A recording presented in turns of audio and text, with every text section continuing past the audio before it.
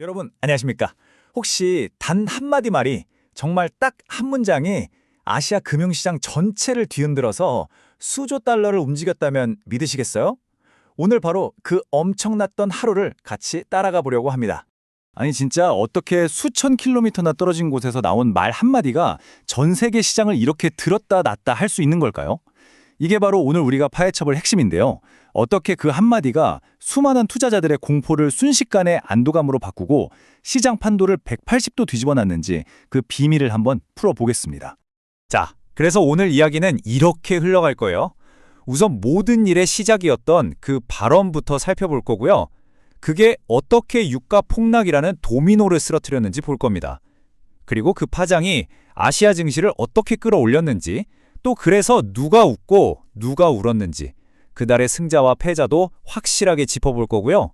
마지막으로 주식시장뿐만 아니라 환율이나 각국 정책 같은 더 큰 그림까지 살펴보겠습니다. 좋습니다. 그럼 바로 시작해볼까요? 시장을 그야말로 뒤집어 놓았던 그 근원, 대체 무슨 일이 있었던 건지부터 한번 보시죠. 바로 이 말이었습니다. 아주 곧, 아주 완벽하게. 이게 누구 말이냐면 당시 도널드 트럼프 미국 대통령이 이란과의 분쟁에 대해 한 말이에요. 그때 미국이랑 이란 사이가 정말 일촉즉발, 완전 살얼음판이었거든요. 시장은 전쟁 나는 거 아니냐고 엄청나게 긴장하고 있었는데 바로 그때 이 발언이 나온 거죠. 이 한마디가 시장 전체에 퍼져있던 그 전쟁 공포라는 스위치를 그냥 탁 하고 꺼버린 겁니다. 자, 그럼 이 말이 나오자마자 시장에서 가장 먼저 그리고 가장 격렬하게 반응한 곳이 어딜까요?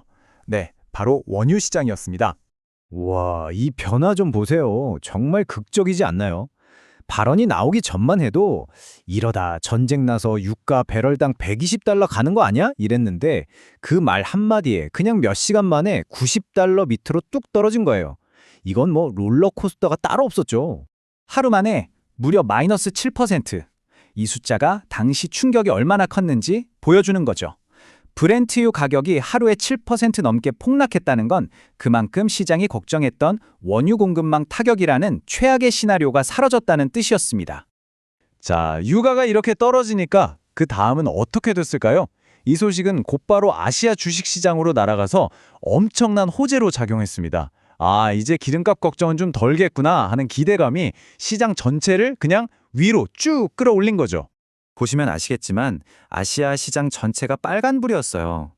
특히 한국 코스피가 5.35% 급등하면서 반응이 제일 뜨거웠고요. 일본 니케이, 홍콩 항생 할 것 없이 다 같이 안도의 한숨을 내쉬면서 쭉쭉 올라갔습니다. 근데 한국 시장은 그 반응이 정말 어마어마했어요. 얼마나 격렬했냐면 주가가 너무 빨리 오르니까 매수 사이드카라는 게 발동될 정도였으니까요. 이건 진짜 보기 드문 일이거든요. 그만큼 사려는 사람들이 한꺼번에 미친 듯이 몰렸다는 얘기죠. 사이드카가 뭐냐면요. 혹시 생소하신 분들을 위해 간단히 설명드리면 시장이 너무 한쪽으로 미친 듯이 쏠릴 때 잠깐 워워 진정해 하면서 브레이크를 걸어주는 거예요. 일종의 안전장치인데 그날 오전에 이게 발동됐다는 건 시장이 얼마나 뜨거웠는지 짐작이 가시죠? 자, 그럼 이제 좀 더 깊이 들어가서 이날 대체 누가 웃고 누가 울었는지 그 승자와 패자를 한번 가려보겠습니다. 이 표를 보시면 희비가 딱 갈리죠? 결국 키워드는 뭐다? 바로 기름값이었습니다. 기름값이 떨어지니까 항공사나 운송회사처럼 기름을 많이 쓰는 곳들은 당연히 만세를 불렀겠죠? 비용이 확 줄어드니까요. 그리고 공급망이 안정될 거라는 기대감에 반도체나 AI 같은 첨단 기술주들도 날아올랐습니다. 반대로 기름 팔아서 돈 버는 정유사들은 직격탄을 맞았고 전쟁 위험이 줄어드니까 방산주들도 힘이 쫙 빠졌죠. 석유화학 회사들도 마찬가지였고요. 승자들 쪽을 보면 정말 화려합니다. SK하이닉스는 AI 칩 기대감 하나로 하루에 12% 넘게 폭등했고요. 와, 일본에서는 도로타가 엔비디아랑 같이 AI 스타트업에 10억 달러, 그러니까 1조 원 넘게 투자한다고 발표했죠. 중국에서는 텐센트가 새로운 AI를 내놓는 등 그냥 그날은 아시아 기술주들의 축제였다고 보시면 됩니다. 그럼 반대편은 어땠을까요? 상황이 완전히 달랐습니다. 흥부석유처럼 기름값 오를 거야에 베팅했던 곳들은 주가가 급락했고요. 한화 에어로스페이스 같은 방산주들도 맥을 못 쳤습니다. 일본의 미쓰비시 케미칼 같은 회사는 원자재 문제로 생산까지 줄여야 했으니까요. 자, 지금까지는 주식시장 얘기였고요. 이제 시야를 좀 더 넓혀볼게요. 이 사건이 주식시장에만 영향을 준 게 아니거든요. 환율이나 채권, 심지어 각국 정책까지 움직였습니다. 시장에 퍼져있던 불안감이 싹 사라지니까 어떻게 됐을까요? 사람들이 이제 굳이 안전한 달러만 들고 있을 필요 없겠네? 라고 생각하기 시작한 거죠. 그래서 너도 나도 달러를 팔고 받은 나라 통화를 사기 시작했어요.